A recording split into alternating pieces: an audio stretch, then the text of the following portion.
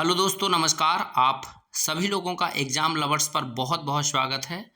और साथियों, ये आज का जो वीडियो बहुत स्पेशल है। एक लंबे इंतज़ार के बाद उत्तर प्रदेश में पैट 2026 यानी प्रारंभिक अर्हता परीक्षा, जिसको प्रिलिमिनरी एलिजिबिलिटी टेस्ट पैट बोलते हैं हम लोग शॉर्ट फॉर्म में, और पैट 2026 के फॉर्म आपके नोटिफिकेशन आ चुका है और फॉर्म आपके भरे जाने स्टार्ट होने वाले हैं। तो आज इस वीडियो में इस पैट के फॉर्म से रिलेटेड सभी प्रकार की जानकारी, चाहे इसके एग्जाम पैटर्न हो, सिलेबस क्या होगा, फीस में बढ़ोतरी किस प्रकार की हुई, इसकी वैलिडिटी यानी वैधता कितनी रहेगी, और साथ ही साथ इसका सिलेबस क्या होगा, उसको हम लोग डिटेल में समझेंगे। तो साथियों, स्टार्ट करते हैं। और UP triple SC Uttar Pradesh के अंदर एक आयोग है जो अधीनस्थ ग्रुप सी और डी लेवल की जो भी वैकेंसीज होती हैं वो कराता है। और आपने देखा है कि अभी फ़िलहाल में लेखपाल, बीडीओ, अदर जो एग्ज़ाम्स होते हैं वो पैट के माध्यम से अब हो रहे हैं। तो ये पैट का फॉर्म अपने आप में बहुत महत्वपूर्ण हो गया है, क्योंकि बिना पैट का फॉर्म फिल किए एग्ज़ाम दिए आप आने वाले जो भी यूपी ट्रिपल एससी की वैकेंसीज है उसमें फॉर्म नहीं फिल कर सकते, भाग नहीं ले सकते। इसलिए इस जानकारी को बहुत अच्छे से समझिए। तो आपको ये जानकारी हम लोग स्टार्ट करते हैं, समझते हैं। विज्ञापन यानी एडवर्टाइज इसका आ चुका है 1/8/2026, जो कि आज है।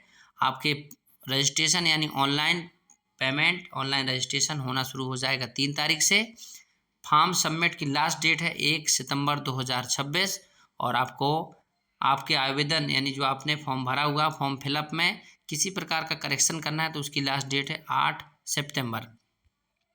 अब इसमें आप इस चीज़ को समझेंगे कि समूह गा में ज़्यादातर जो पद होते हैं उनका पदों पर भर्ती हेतु ये काम करता है। और द्विस्तरीय परीक्षा होती कैसे, पहले जो परीक्षाएं होती थी इस आयोग के पैट एग्जाम से पहले सिर्फ एक, जैसे लेखपाल का पेपर 2020 में, उससे पहले जो हुआ था उसमें आप एग्ज़ाम देखेंगे तो उस पेपर में सिर्फ एक पेपर हुआ। उसके बाद बहुत सारे पेपर हुए, लेकिन पैट लागू होने के बाद ये द्विस्तरीय हो गया। पहले आपको पैट क्वालिफाई करना होगा, इसके बाद ही आप कोई एग्ज़ाम दूसरा दे सकते हैं। इसमें वन टाइम रजिस्ट्रेशन की भी प्रक्रिया स्टार्ट है।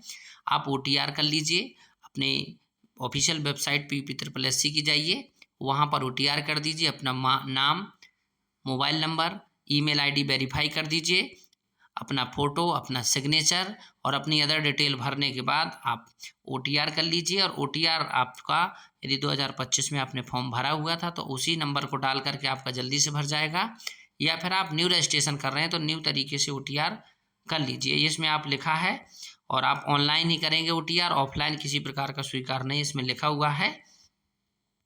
संशोधन भी OTR में हो जाता है, किसी वजह से आपका कोई करेक्शन की प्रॉब्लम है तो ये OTR की बात थी, क्योंकि बिना OTR के आपका पैट का फॉर्म अब नहीं भरा जाएगा। इसमें ये सब चीज़ें हम लोग समझ लेंगे। मोबाइल नंबर आपका वही रहेगा, उसमें कोई परिवर्तन नहीं होगा, मेल वही रहेगी, नाम, बाकी अदर डिटेल में कोई करेक्शन, कोई प्रॉब्लम ऐसी होगी, कुछ गलत लिख गया, आपसे त्रुटि हो गई, बदल लेंगे। अब प्रारंभिक अर्हता परीक्षा की अनिवार्यता, जो भी वैकेंसीज हो रही हैं आपके ट्रिपल एससी के माध्यम से, तो उसमें इसकी क्या है, अर्हता है, अनिवार्यता है कि इसके लिए आप क्या करेंगे। आपका स्कोर होता है, एग्ज़ाम होता है, इसके नॉर्मलाइज स्कोर होता है। नॉर्मलाइज स्कोर के आधार पर आपके सेकेंड यानी दूसरा एग्ज़ाम, जैसे द्विस्तरीय है पैट का भरा, इसके बाद जैसे लेखपाल की वैकेंसी आई तो उसमें आप क्या करेंगे, फॉर्म फिल करेंगे तो उसमें नॉर्मलाइज जो आपका स्कोर होगा उसके माध्यम से सभी बच्चे शॉर्टलिस्ट होंगे, और उस शॉर्टलिस्ट के बाद ही फिर आपको क्या होना, एग्ज़ाम देने को मिलेगा। ये प्रक्रिया है। आयोग की परिधि में आने वाले पद, कौन कौन से पद आ सकते हैं, तो समूह ग के ज़्यादातर पद, थोड़ा बहुत से आने लगे हैं, लेकिन समूह ग के ज़्यादातर पद इसके अंतर्गत आते हैं। ये आप बहुत अच्छे से, और जो भी फिक्स नहीं है, कुछ पद घटा, जैसे लोअर PCS इसी के अंतर्गत आ गया, पहले PCS कराता था, ये भी आप जान लीजिए। तो ये लोअर PCS भी इसमें आ गया, इसलिए और ज़रूरी कि पैट का पेपर अच्छे से दें, उसमें ज़्यादा से ज़्यादा मार्क्स लाएँ, ताकि आने वाले जो समूह खा लेवल का लोअर PCS वगैरह के एग्ज़ाम है उसमें आपकी शॉर्ट लिस्टिंग अच्छे से हो जाए। ये सब जानकारी आप समझ गए होंगे। ऑनलाइन आवेदन हेतु सबसे पहले आपको अपना ऑथेंटिकेशन करना है, OTR हो जाएगा, फिर रजिस्ट्रेशन करिए आप, उसके बाद पेमेंट कर दीजिए शुल्क भुगतान, और उसके बाद अपना प्रिंट ले लीजिए। OTR से आपका सब कुछ होगा। ये जानकारी आप बिल्कुल अच्छे से समझ गए। OTP वेरीफाइड हो जाएगा, आपका डिक्लेरेशन कर दीजिए, फाइनल सबमिट कर दीजिए, OTR हो गया। इसके बाद आगे की जो प्रक्रिया वो आप अच्छे से समझ लीजिए, फॉर्म भरने से लेकर है। अब आगे हम लोग जो समझेंगे वो समझेंगे कि OTR करने के बाद पैट का फॉर्म भरना कैसे है। OTR हो जाएगा, OTR के बाद आप फॉर्म में आगे जाएंगे तो उसमें आप कुछ डिटेल ऐड करेंगे और उसके बाद होगा पेमेंट, रजिस्ट्रेशन होगा तो पेमेंट होगा। उसके बाद इस बार कुछ पेमेंट में चेंजेस हुए हैं।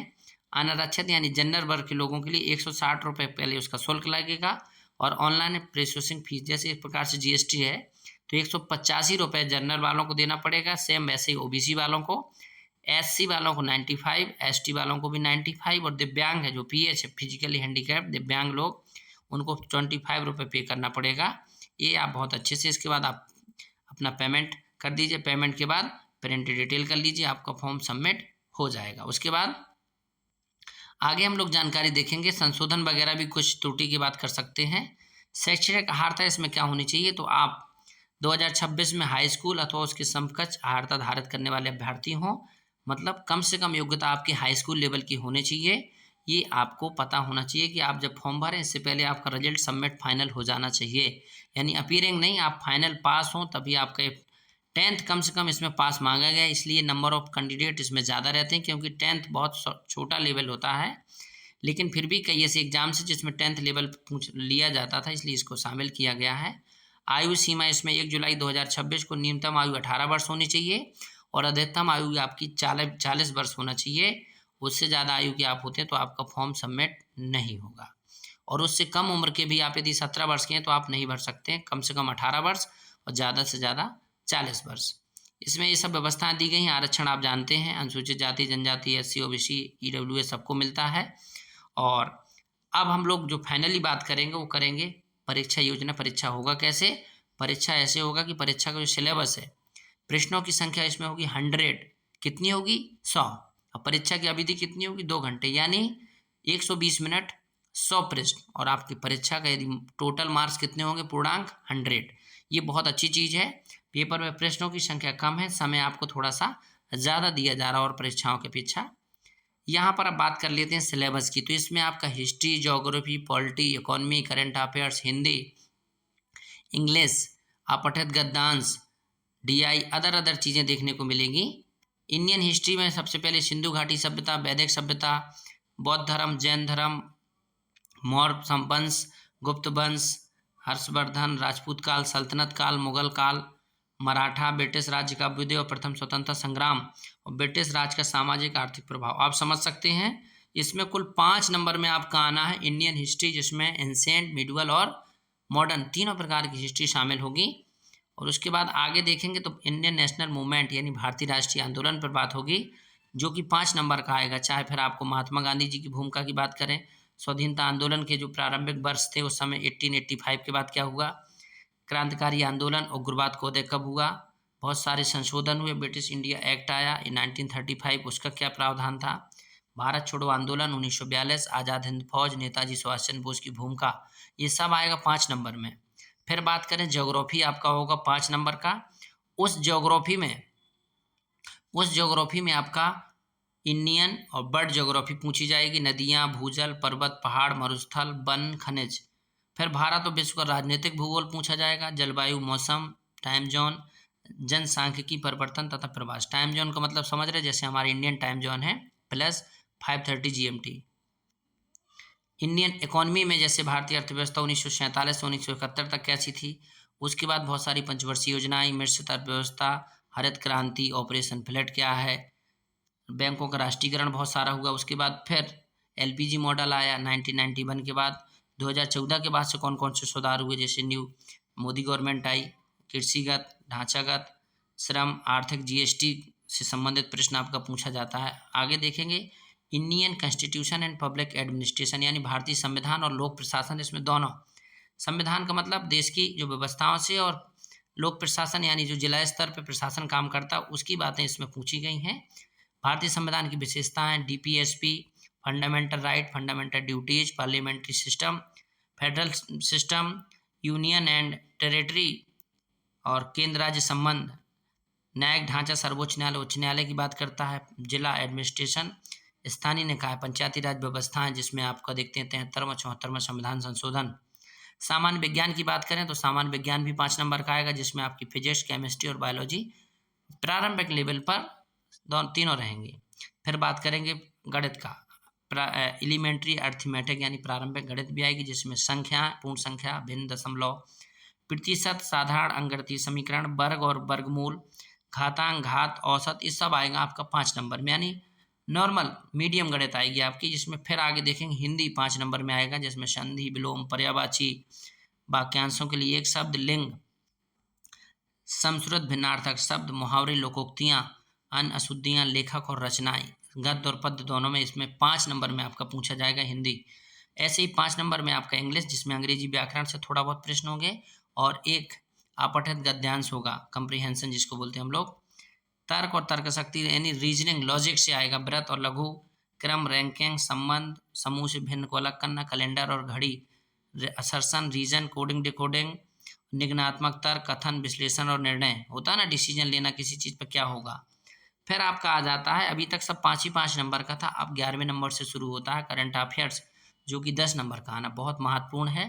और भारत और वैश्विक लेवल पर करंट अफेयर्स में कौन कौन सी घटनाएं होती हैं, जैसे कि मैं अभी की बात करूं, जैसे कॉमनवेल्थ गेम्स चल रहा है, इसके बाद एशियन गेम्स आएंगे, उसके बाद BRICS summit, India SCO summit, Bharat ने कौन कौन से मेडल जीते और कौन कौन से पुरस्कार, नोबेल पुरस्कार, राष्ट्रीय पुरस्कार से संबंधित, भारत रत्न, फिल्मों से संबंधित, ऑस्कर अवार्ड, तो ये सब करंट अफेयर्स में आ जाता है। खेलों में जैसे भारत क्रिकेट का खेल होगा, कोई वर्ल्ड कप हो गया, तो ये सब समसामयिक है, इसको हमको डेली रिवीजन करना होगा, पढ़ना होगा।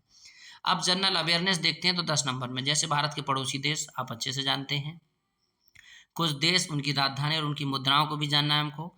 भारत के राज्य और केंद्र शासित प्रदेश, उनको अच्छे से आप लोग जानते हैं, भारत में 28 राज्य और केंद्र शासित प्रदेश 8 हैं। भारत की संसद, राज्यसभा, लोकसभा, विधानसभा और विधान परिषद को समझना है। राष्ट्रीय और अंतर्राष्ट्रीय दिवस, बहुत सारे दिवस होते हैं, एक साल में लगभग 100 से ज़्यादा महत्वपूर्ण दिवस होते हैं। विश्व के संगठन जैसे यूएनओ, आईएमएफ, यूनिसेफ, यूनेस्को, ये सब हमको आपको उनको हेडक्वार्टर के बारे में पढ़ना है। भारतीय पर्यटन स्थल, बहुत सारे भारत में टूरिज्म प्लेस हैं, आप देखेंगे इंडिया के अलग अलग स्टेट्स में अलग अलग प्रकार के, उनको भी जानना है। आर्ट एंड कल्चर, भारत की कला और संस्कृति, जैसे हमारे डांस, हमारी बहुत सारी पुरानी सब, जैसे कहीं आपका साउथ के मंदिर हैं, फिर आपके नॉर्थ ईस्ट में है, फिर इंडिया के अलग अलग वेस्ट में है, जैसे गुजरात में, आपके जम्मू कश्मीर में, उत्तर प्रदेश में, अलग अलग जगह पर अलग अलग प्रकार के मंदिर होते हैं, तो ये आपके कला संस्कृति में आएगा। भारत और विश्व के खेल, भारत बहुत सारे खेल खेलता है, विश्व में बहुत सारे खेल की प्रतियोगिताएं होती हैं, टेनिस, विंबलडन, तो जैसे आपका क्रिकेट में वर्ल्ड कप वगैरह हो गया, टेस्ट चैंपियनशिप, तो ये सब क्या है, इससे रिलेटेड प्रश्न होंगे। भारतीय अनुसंधान संगठन, बहुत सारे रिसर्च सेंटर इंडिया के, उनको जानेंगे हम लोग। प्रसिद्ध पुस्तकें और लेखक, बहुत सारी ऐसी पुस्तकें होती करंट में भी, और बहुत सारे लोगों की जैसे फिक्स रहता है, the God of small things, और अरुंधति राय, तो ऐसी जो स्टैटिक टाइप की आपकी क्या है, स्टैटिक टाइप की करंट अफेयर्स से रिलेटेड और प्रॉपर स्टैटिक टाइप में आने वाली हमेशा की पुस्तकें हम लोग इसमें पढ़ेंगे। पुरस्कार और विजेता, बहुत सारे पुरस्कार हर वर्ष दिए जाते हैं और उनकी घोषणा होती रहती है, और उनके विनर कौन हैं, जैसे बुकर पुरस्कार, अंतर्राष्ट्रीय बुकर, नोबेल प्राइज, फिर नोबेल प्राइज की फील्ड क्या है, तो ये सब क्या हम लोग जानेंगे। जलवायु परिवर्तन और पर्यावरण, आप देख रहे हैं जलवायु पर्यावरण से संबंधित बहुत सारे संशोधन होते हैं, बहुत सारी समिट होती हैं, जैसे कोप वगैरह जिसको बोलते हैं, उससे रिलेटेड कुछ टर्म आते हैं, और उसमें बहुत सारे पर्यावरण को क्या नुकसान हानि होता है उसकी भी बात की गई है, और वो भी 10 नंबर में। आगे देखें, आपठित हिंदी का गद्यांश, जिसका 2 गद्यांश आएंगे 10 नंबर में। ग्राफ की व्याख्या, ग्राफ यानी ग्राफ आपको समझ रहे हैं, गणित से रिलेटेड है, डीआई डाटा इंटरप्रिटेशन होगा जिसमें। फिर तालिका की व्याख्या और विश्लेषण, डीआई आपको बहुत महत्वपूर्ण है गणित में, आप गणित तो 5 नंबर की देखेंगे, लेकिन डीआई का जो बहुत बड़ा पार्ट है वो 10-10 नंबर में आने वाला है। ये ग्राफ से रिलेटेड, एक तालिका से रिलेटेड 2-2 प्रश्न होंगे, तो ये बहुत महत्वपूर्ण है। ये था ओवरऑल इसका सिलेबस। इसमें आप देखेंगे क्रम संख्या स्पष्ट किया गया कि 1 से 9 तक जो चीज़ें हैं शैक्षणिक विषयों से संबंधित है। प्रश्नों का कठिनाई का लेवल राष्ट्रीय शिक्षा शैक्षिक अनुसंधान परिषद यानी एनसीईआरटी लेवल पर रहेगा, और प्रश्नों का जो प्रकार होगा वस्तुनिष्ठ प्रकार यानी ऑब्जेक्टिव टाइप होगा, बहुविकल्पी होगा। प्रत्येक गलत उत्तर के लिए 1/4 अंक की कटौती की जाएगी, ये भी आप जान लीजिए। माइनस मार्किंग होगी, यानी आपने जितने भी क्वेश्चन हल किए, ये जरूरी नहीं कि सब सही, जितने सही हैं वो ठीक है, यदि आपने गलत किए तो गलत नंबर कट के आपको ओवरऑल नॉर्मलाइज स्कोर आउट किया जाएगा। लिखित परीक्षा के संबंध में नोट, इस चीज़ को आप समझ लीजिए कि पेपर आराम से आपका होगा, जिसमें शिफ्ट 1 शिफ्ट 2 भी होता है, 2-2 3-3 दिन भी पेपर हो सकता है, नंबर ऑफ कैंडिडेट के अकॉर्डिंग। इसमें आपका नॉर्मलाइज स्कोर की प्रक्रिया बिल्कुल लागू है, और नॉर्मलाइज प्रक्रिया के तहत ही आपके मार्क्स आउट होते हैं बिल्कुल। ये लास्ट पॉइंट जो कि सबसे ज़्यादा महत्वपूर्ण समझना है, स्कोर की वैधता।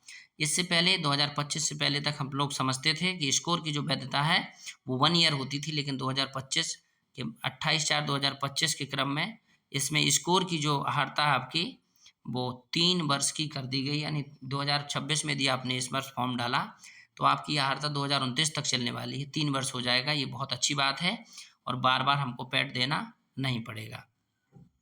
इसमें कुछ सलाह दिया गया है कि आप जिस श्रेणी के उस श्रेणी में फॉर्म भरें और उसका निर्णय आपका है, क्योंकि आप गलत डिटेल डालेंगे तो आप आउट हो जाएंगे। अपना हाई स्कूल इंटर का प्रमाण पत्र बिल्कुल आपकी क्या होना चाहिए, जो जन्म तिथि है एकदम सही होना चाहिए। आयु, शैक्षिक योग्यता, अंक प्रमाण पत्र, जो भी चीज़ें हैं वो स्वप्रमाणित और अच्छे से उसमें फिल करें। बाकी तिथि, समय, परीक्षा केंद्र सबकी सूचना आपको आराम से मिलती रहेगी। उसमें आपका जब आउट होता है क्या बोलते हैं एडमिट कार्ड, तो उसमें सब जानकारी होती है। ये थी आपकी इससे रिलेटेड जानकारी। बाकी और भी चीज़ें दी गई हैं तो आपको नोटिफिकेशन हमारे टेलीग्राम पर मिल जाएगा, वो आप देख लीजिए और उसके बाद आप तैयारी में अब लग जाइए। उत्तर प्रदेश में जो चुनावी वर्ष है इस साल, जो भी वैकेंसीज आएंगी वो वैकेंसीज आपके लिए बहुत ही लाभदायक होने वाली हैं, क्योंकि पैट के थ्रू तो यूपी में बहुत सारी वैकेंसीज आती हैं और उन वैकेंसी को करने के लिए आपको तैयारी करना होगा। ये आपका प्रॉपर सिलेबस है, इसकी जानकारी है। पैट के फॉर्म आपके 3 अगस्त से भरे जाएंगे 1 सितंबर तक। उसके बाद आपका एग्ज़ाम, यानी आप मान लीजिए कि अक्टूबर एंड तक या फिर अक्टूबर तक हम मान सकते हैं आराम से। अक्टूबर में आपका अक्टूबर एंड के अक्टूबर के 3rd या 4th वीक तक एग्ज़ाम आपका आराम से हो जाएगा। तैयारी अभी से स्टार्ट कीजिए, सिलेबस काफ़ी ज़्यादा है और ये पेपर अपने आप में बहुत महत्वपूर्ण है, क्योंकि यूपी पीसीएस के थ्रू जो होता था एग्ज़ाम, यूपी पीसीएस के लोअर पीसीएस, उसकी इस बार कट ऑफ काफ़ी ज़्यादा गई है, इसलिए ज़्यादा से ज़्यादा अंक लाएँ और भी जो भी परीक्षाएँ उसमें आपको भाग लेने का मौका मिले। ये थी आपकी इसकी जानकारी पैट की। आपको जानकारी कैसी लगी, मैंने पूरा डिटेल में डिस्कस किया है। आई होप सब जानकारी आप जान गए होंगे। और भी आप कोई जानकारी जानना चाहते हो तो कमेंट करके पूछ सकते हैं और बाकी फिर से कोई नई जानकारी के साथ आपके साथ हाजिर होंगे। तब तक के लिए धन्यवाद, टेक केयर।